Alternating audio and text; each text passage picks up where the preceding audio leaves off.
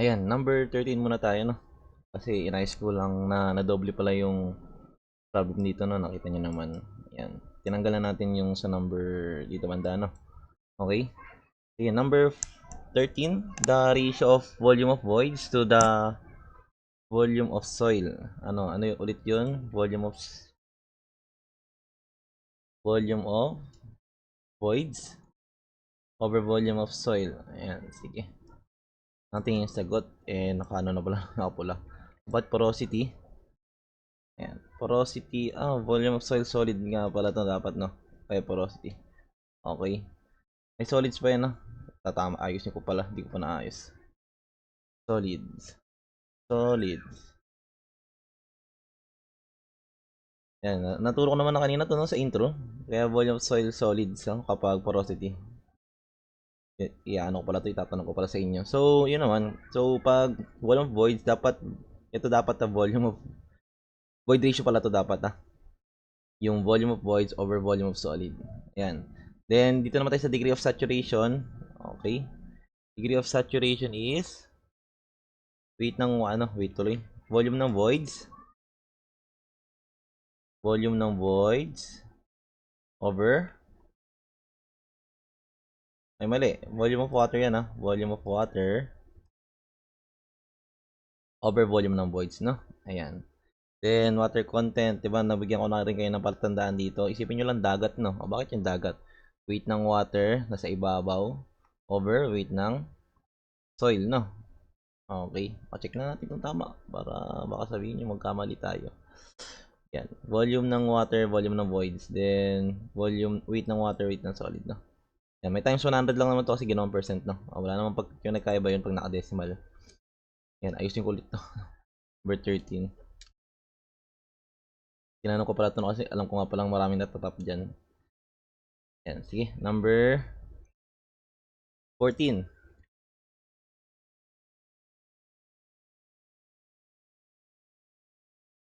Number 14 naman. Basahin natin.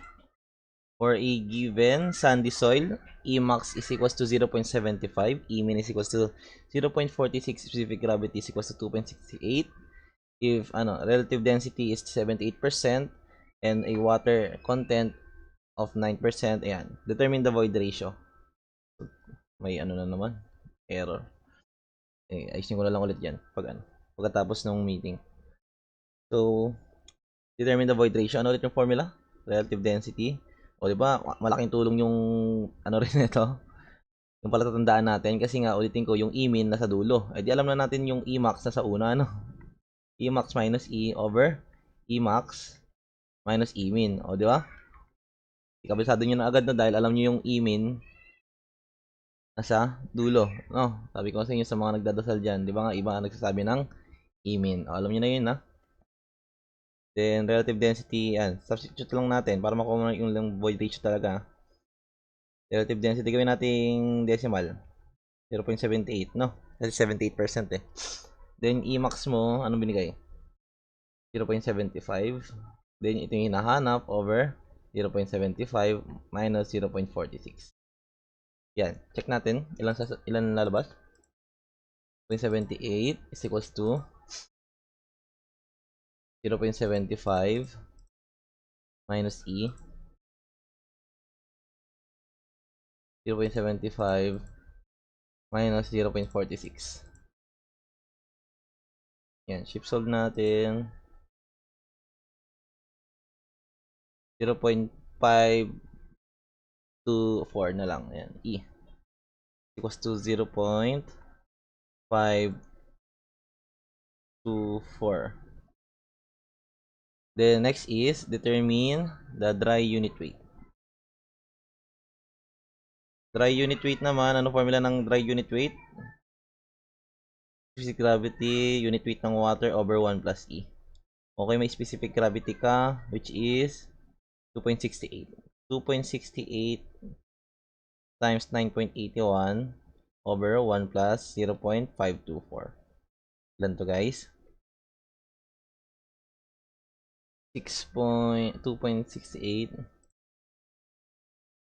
times 9.81 over 1 plus 0.524. Sagot dito ay 17.25, no? 17.25. Okay? Then, last, what is the moist unit weight of compaction in field? O, di yung moist lang, unit weight ng moist. Merong, di ba isa natin formula, ano? Yung unit weight dry times 1 plus moisture content. Di ba? Okay, kung ganun, ilan unit weight dry mo? Nakuha na natin, 17.25. Then, 1 plus, ilan yung moisture content mo? 0.09, no? Naka-percent yung 9%, gawin mong decimal, 0.09 na. Okay, ilan sagot dito? Times mo lang sa 1 plus 0.09.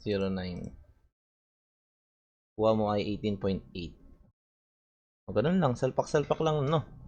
So, pag nagagamay nyo na yung formula, ayan, medyo madadalian na kayo sa pagsosolve dito, no? Then, yun, kabisado lang. Kabisado nyo na yan, kabisado nyo na yan. Wala nang problema, no? Dapat alam mo na lang kung paano isalpak. Alos, gano'n naman lahat na ano eh. Gano'n naman lahat ng problem sa ano, sa HPGE. Salpak-salpak lang din pag alam mo, wala nang problema yun, no?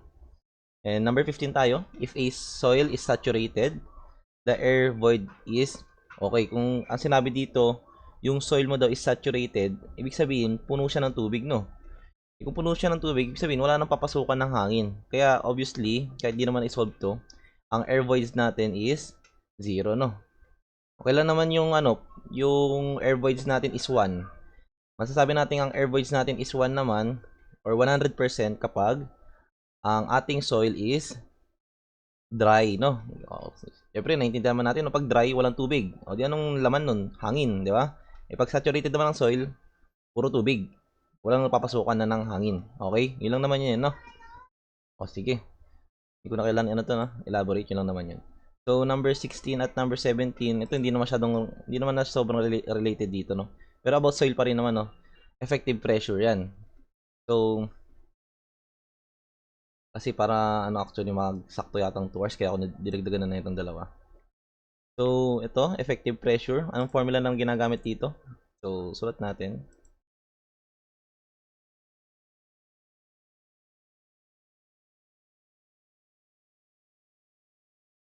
Ang formula lang dito is effective pressure, PE, equals to, um, PE is equals to, ano na isa? Effective pressure, kalimutan ko na yung tawag yun. Total pressure pala. Total minus for water pressure. Ito lang naman kailangan mo. Ayan. Then, summation din yan if ever na marami. So, drawing natin to, no? Pero hindi, basahin muna natin. A layer of clay, 7.6 meters thick, is overlain by a deposit of sand, 15.2 meters thick to ground surface. When the water table is at ground surface level, the saturated unit weight of the sand was determined to be 21.2 kilonewton per meter cube, for which is dry unit weight of 18.2 kilonewton per meter cube. The saturated unit weight of the clay is 18.8 kilonewton per meter cube. When the groundwater table lowered by 10 meters, the degree of saturation of the sand above the water table was lowered to 20% at the mid height of the clay layer. Ayan. So, drawing natin. Anong mangyari dyan? Meron ko daw clay na muna. Ito na muna sa clay na. Lagyan natin ng malaking container na lang muna. Hindi no container, literally. Ito. Ito daw sa clay. Ayan, lagyan natin clay, no? Clay. Then, ang height nito is 7.6. Ano mo mga binigay dito? Ito, unit weight, ay saturated unit weight, no? Unit weight sat is 18.8. Next mo naman, after yung sand. Sand. Ito, sand. Then, anong mga binigay? Itong height muna. Yan. Ang height nito is 15.2. Then, ano pa mga binigay? Unit weight ng saturated ng sand is ilan? 21.2. Tama? Tama. 21.2. Then unit weight dry naman ng sand, ilan? 18.2, no? Okay. Then sabi dito, when the groundwater table lowered by 10 meters, the degree of saturation of the sand of the water table was lowered to 20%. So, mamaya natin yan intindihin, no? Kasi dito naman sa number 1, determine the effective pressure in kPa before. Yung before lowering the water table pa naman eh. Asikasuhin na muna natin itong number 1, no? Bago natin intindihin yung number 2. Nandito daw yung groundwater table. Yan. So, isolve natin yan, no? Kunin lang naman natin yung pressure. Saan ba natin kunin yung pressure? At the mid height of the clay layer. So, from dito pa lang hanggang dito yung kailangan natin, no? Mid height ng clay layer. Yan. So, hindi pa natin gagamitin yung buong height, no? Kalahati lang ng 7.6.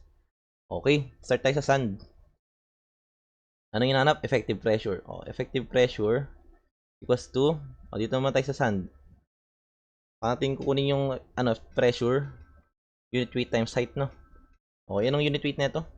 Nung water. May water nung sand. Ito, no? Unit weight saturated kasi nandito yung groundwater table. Di basa yan. No? Basang-basa yan. Therefore, unit weight ng saturated yung gagamitin natin. Sabihin, 21.2. Pero, ang gagawin pa natin dito, kung nagsosolve tayo, di ba nga sabi dito, F total yan. Di ba ito? Total pressure yan. So, para maging effective, ima-minus mo siya sa for water pressure. If saturated lang, ha? Kapag dry, no need mo nang mag-minus sa for water pressure. Take note yun, ha? Either dry or moist yung unit weight mo, hindi mo na kailangan mag-minus ng ng unit weight ng water, no? Okay, take note yun, ha? Kailan lang kayo ulit mag-minus ng unit weight ng water? Kapag saturated yung unit weight mo, okay? Sige, minus natin to sa 9.81 since saturated ang ating ginamit, no? Then multiply ka lang sa height, no, para maging pressure. O kaya pressure to, no? Pressure to kasi nga i-multiply mo pa siya sa height which is 15.2. Okay? Then sunod naman sa clay. Sa clay naman, to unit weight saturated niya is 18.8, no? 18.8. Ganun ulit, no? Mag-minus ka ng 9.81 dahil saturated naman, no? Okay, minus 9.81. Then, anong gagamitin mong height? Di ba nga, hindi buong height yung gagamitin, no? Hanggang sa mid-height lang. Sinabi rin naman dito, no? Mid-height of the clay layer. Kaya gagamitin natin, mid-height lang, ha? Ganun. Sabihin, 7.6 over 2. Okay? Ilan to, guys? 21.2 minus 9.81. Then, 15.2 plus 18.8 minus 9.81. Then, 7.6 over 2. Ang sagot dito ay 207.29. 207.29. Okay? Kuha natin number 1, no? Next naman, number 2. Anong nangyari sa number 2? Determine the effective pressure in kPa after lowering the water table. Ayun daw yung binaba niya, nakalagay sa problem, 10 meters, no? So, bumaba daw tong groundwater table hanggang, sabihin natin dito na lang. Halimbawa lang naman to. Ayan, bumaba siya ng 10 meters, no? So, ang binaba niya, ito, ilan? 10 meters yan, no? Ibig sabihin, kung bumaba yung groundwater table mo ng 10 meters, anong ibig sabihin yan? Hindi na to hindi na to saturated, no? Kasi wala nang tubig dyan. Pero hindi naman totally walang tubig kasi sinabi naman dito, yung degree of saturation mo dyan, the sand above the water table, above daw neto, was lowered to 20%. Naging 20% na lang yung neto. Yung saturated. So, hindi siya dry, hindi siya sat, no? Ano siya? Unit weight, moist, no? Moist. Pero wala siyang binigay na moist, no? Na given. Paano natin kunin yung value niyan? Diba? Ulitin natin. Ang saturated is 100% yung degree of saturation niya. Then, ang dry naman, ilan ang neto? Dry. 0 naman, no? Therefore, pwede natin mag-both 3 ito, no? Para makuha natin yung moist. Okay, dito tayo, 18.2 then 21.2. Okay, kung ganun, di ba nga sabi ko sa inyo, pag dry, 0 ang, ano, 0 ang degree of saturation. Then, ang ano naman, ang unit weight saturated naman, 100%, no? O, ganun lang. Then, punta ka CA, apps, then regression. Then, punta ka kay XHAT. Then, click mo dito, ilan lang ba yung degree of saturation ng moist na yan? Di ba sinabi dito 20? O, sulat mo lang dito 20, no? O, lalabas dyan 18.8. Therefore, ang unit weight moist mo ay 18.8. O, ganun lang, no? Kuha natin. So, meron ka ng unit weight moist dyan. So, pwede na natin i-solve ulit. Yan. Ganun. Okay, simulan ulit tayo sa pinakatuktok, no? Kahit nandyan yung groundwater table, hindi naman tayo nagbe-base dyan, ha? Dito pa rin tayo sa pinakataas, no? Kasi may pressure pa rin naman to, eh, no? Simulan natin kay moist. O, 18.8. 18.8. Kung magma-minus pa ba tayo sa 9.81? Hindi na, no? Kasi nga, sabi ko sa inyo, kapag moist or dry, yung unit weight mo, no need nang mag-minus ng unit weight ng water, no? Kasi ba't nga ba tayo nagma-minus sa unit weight ng water? Kasi isipin nyo, guys, pag ang saturated, di ba ang nilagay mo yung lupa sa isang sobrang saturated na nalalagyan, ano mangyari? Parang lulutang-lutang ang mga particles, no? Hindi siya ganun magiging compact. So, parang anong nangyari? Isipin mo na lang, pinaka-example dyan siguro Milo. At tingin mo, mataas ba yung pressure ng lupa sa Milo? Hindi naman, yung Milo, yung solid particle ng Milo, ba tingin nyo malakas yung pressure? Hindi, no? Kasi nga, sobrang basang-basa ng tubig. Therefore, parang anong nangyari? Nababawasan yung pressure natin due to water, no? O compare mo naman sa Milo na walang tubig. Tingin mo ba kailangan pa ba nating mag-minus ng 9.81? Hindi na, no? Kasi una, wala namang tubig. Din pangalawa, ang Milo na walang tubig, mas compact sila, no? Compare mo naman sa Milo na may tubig na. Okay, I hope nagigets yung point na yun, ha? Ganun lang din naman, as well lang naman sa, as well sa moist. Ano yung sabi ko dito, kapag hindi mo na kailangan i-minus yung unit weight moist ng water. Bakit? Isipin nyo yung Milo nyo ulit. Lagyan nyo lang siya ng konting tubig. Tingin nyo ba yung konting tubig na yon magiging reason bakit hindi tataas yung pressure? Hindi pa rin naman, no? Anong nangyari sa Milo mo? Lumapot lang naman, no? Pero hindi siya parang hindi siya naging buwag katulad sa tubig na Milo na ang daming tubig, no? Parang hindi na sila magkakadikit na particles. So, ganun lang naman yung no? Analogy nun. Kumbaga, kaya hindi na binabawas di tayo nagbabawas ng 9.81 sa moist or sa dry kasi nga, isipin mo na lang yung Milo mo, hindi mo pa nilalagyan ng tubig. O wala namang reason para maging bumawas yung pressure niya. Compare mo sa Milo na sobrang daming tubig, wala na, hindi na nagkakaroon ng pressure yung yung solid particles na Milo. Okay? Yan lang naman, no? I hope na-gets yun. So pag di nyo naman na-gets, sabihin nyo lang sa akin, no? Yan, times mo lang sa 10 kasi yun yung height ng moist. Then plus, o dito ka na ulit. Ilan na lang to? Kung 10 yan, ilan na lang to height mo dito? Yan, ilan na lang height mo dito? O di, na lang, no? 5.2. Okay, therefore, ilan unit weight ng sat yan? 21.2 minus 9.81. Then, times sa 5.2. Okay, then lastly, itong clay naman, 18.8 pa rin naman, no? 18.8, pero mag-minus ka ulit sa 9.81, no? Para, kasi nga saturated pa rin, no? Okay. Then, times sa height, 7.6 over 2.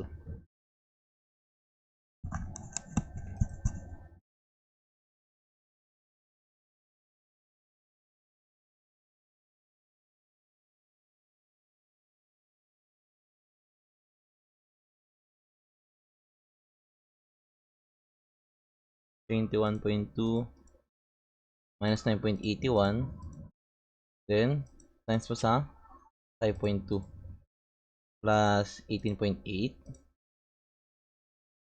minus 9.81, yan, then 7.6 over 2.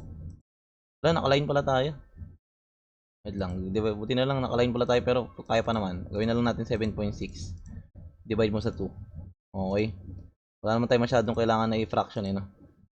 Pero ganun pa rin naman, no? Lalabas yan is 281.39. 281.39. Okay? Ano po yung 9? Wala na naman yung 9, ah. 39. Okay? O, di sagot mo na, kuha mo na tong number 2. O, last number tayo. Ano nangyari? Yung groundwater table mo daw, determine the effective pressure in kPa when there's no water in sand layer but remain in moist condition at the same degrees of saturation. Ano nangyari sa groundwater mo? Tuluyan nang bumaba sa clay, no? Hanggang dito na siya. Ayan. So, ibig sabihin, ano na, ganun ulit, no? Pero, ano gagamit mo sa sand? Yung ano lang, no? Yung moist lang.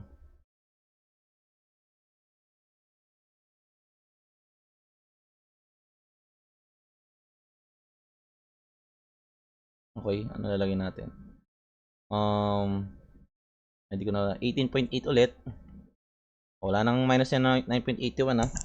Direkta ka na agad sa right, times mo sa 15.2. 15.2. Then, plus, itong clay, 18.8 minus 9.81 times mo sa kalahati ng 7.6. Yan. So, ilan to, guys? Nandun pala tayo sa stats, no?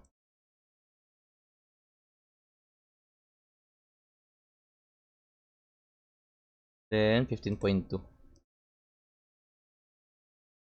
Yan, 319.92. Okay? O, ganun lang, no? Kuha na naman. Oh. Ganun lang pag-solve ng effective pressure sa isang soil, lah. Ang isa pa siguro sa magandang example niyan, yung about sa pagma-minus natin ng 9.81.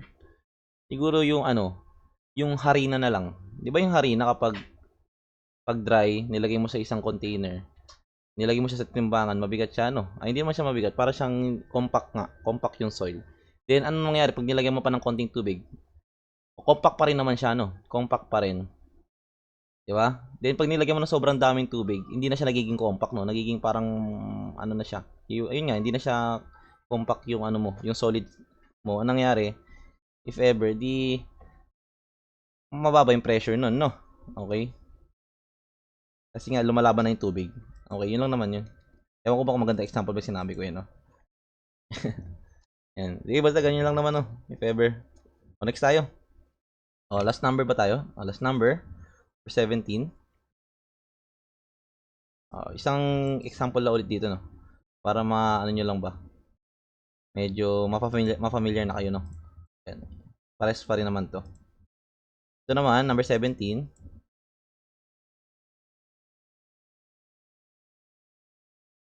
Number 17, a clay layer 10 meters thick rests beneath a deposit of submerged sand. 6 meters thick, the top of the sand is located 3 meters below the surface of a lake.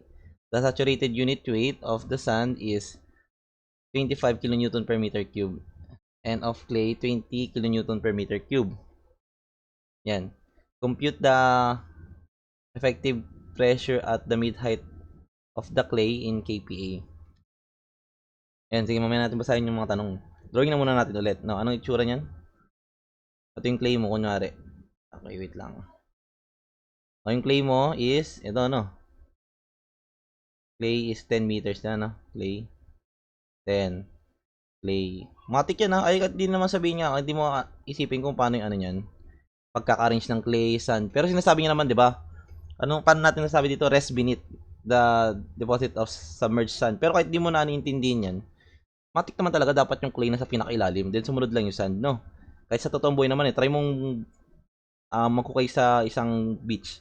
Di ba? Una naman sand, then susunod naman si clay. After mong magkukay pa na magkukay, no? O kaya kahit di mo nang intindihin yan, dapat alam mo talaga yung clay na sa pinakailalim. Then sunod naman si sand. Sabi natin ito yung si sand. Which is 6 naman to, no? 6. Then ano pa? Below the surface of the lake. Ayun, 3 meters pa pala may 3 meters pa dito, no? Bago. Ayan, no? Lake yan, Yung tubig. Water na lang yan. Lake kasi yan, di ba? water. No, which is ilan daw?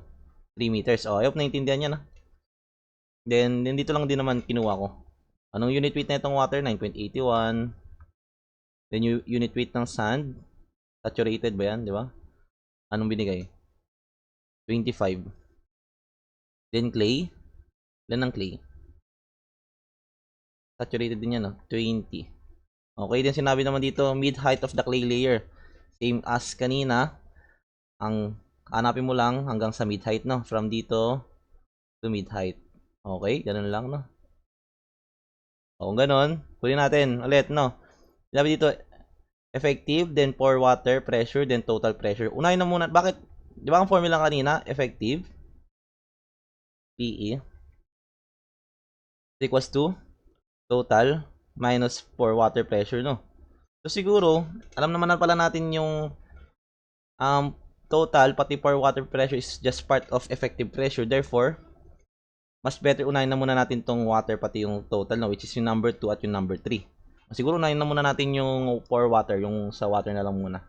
Kasi paano natin kinocompute yan? Ano lang, ano mo lang to, kunin mo lang yung total height na ito, then, since saturated naman silang lahat, i-multiply mo lang sa 9.81, no? So, kapag hindi, wala dito, kunyari, yung katulad dito, kapag dito, ito lang yung, ito lang yung basa sa, problem. Dapat ito lang yung may 9.81, no? Okay, ganun lang yan, guys, ha? So, ito naman, hanggang dulo naman, yan. So, 9.81, then, kunin mo lang yung height ng mga to, no? So, 5, kasi kalahati ng 10, no? Plus 6, plus 3. Okay? Okay, lang to. 9.81. Ba't nasa line pa rin ako? Isip ko na nga. 9.81 times 5 plus 6 plus 3. Makuha mo dyan is 137.34, no? Okay. So, kuha mo na yung number 2. Sunod mo naman number 3, no? Total naman. So, yung total naman, ano mo no? From dito naman to dito, no?